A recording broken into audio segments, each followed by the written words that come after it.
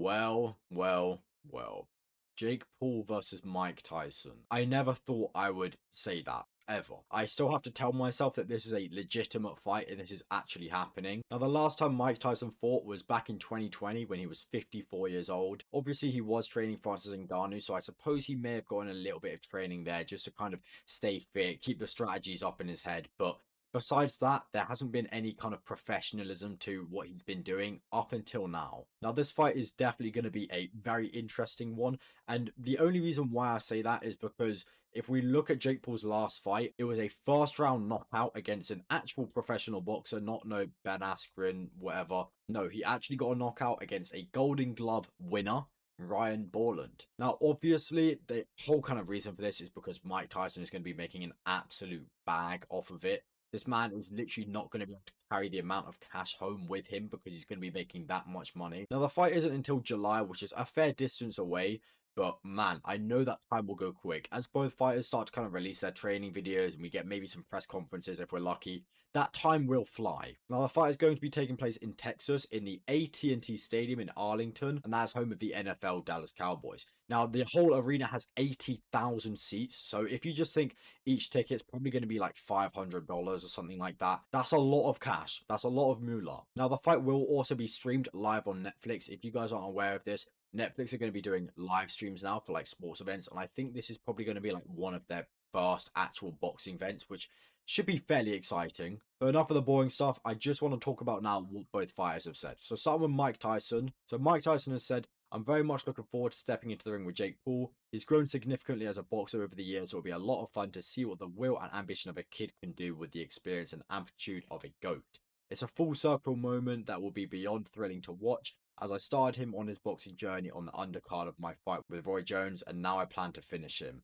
So I think just looking at that, this is just a bit of fun for Mike Tyson. He doesn't really care that much about winning or losing. Obviously, he said he's planning to finish him, but every fighter has to say that. I don't think he's really too fast. I think he's more just kind of doing it as an act of charity, I suppose, for Jake Paul, just to really put his name out there even more. Because by the sounds of it, he likes Jake Paul. He doesn't seem to dislike him. Okay, now Jake Paul, on the other hand, has said, "It's crazy to think that in my second pro fight, I went viral for knocking out Nate Robinson on Mike Tyson's undercard. Now, less than 4 years later, I'm stepping up to face Tyson myself to see if I have what it takes to beat one of boxing's most notorious fighters and biggest icons. Within just 2.5 years of founding MVP, we're about to produce the biggest fight in history. Just promotion, promotion, promotion. Okay, my sights are set on becoming world champion, and now I have a chance to prove myself against the greatest heavyweight champion ever. The baddest man on the planet and the most dangerous boxer of all time. This will be the fight of a lifetime." Yes, this will be a fight of a lifetime, Jake Paul. Mike Tyson is, in my opinion, the best fighter that has ever lived.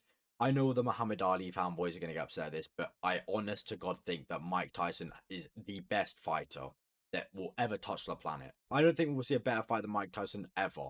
That's just my opinion. I know people are going to be saying come up for air, but I don't care. I love Mike Tyson. If you look at my Instagram, I at him in every single one of my boxing posts, hoping that one day maybe he'll see it, but that's besides the point.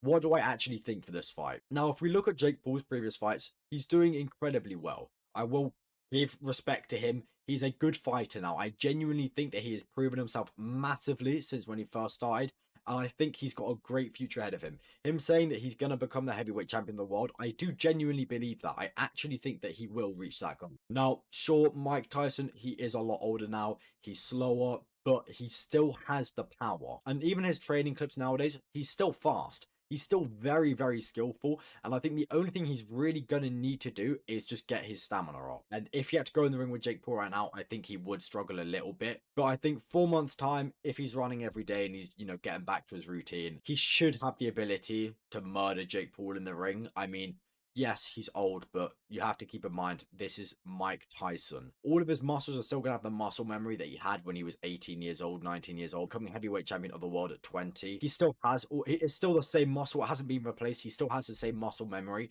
He still has the ability to fight. So I think perhaps this might be a bit of a step up for Jake Paul. But once again, best of luck to both fighters. I'm praying that Mike Tyson wins. I am on Mike Tyson's side here. I don't think that Jake Paul really stands too much of a chance. He's a good fighter, but I think Mike Tyson might have been a little bit of too much of a step. Anyway, yeah, that's about it. See you.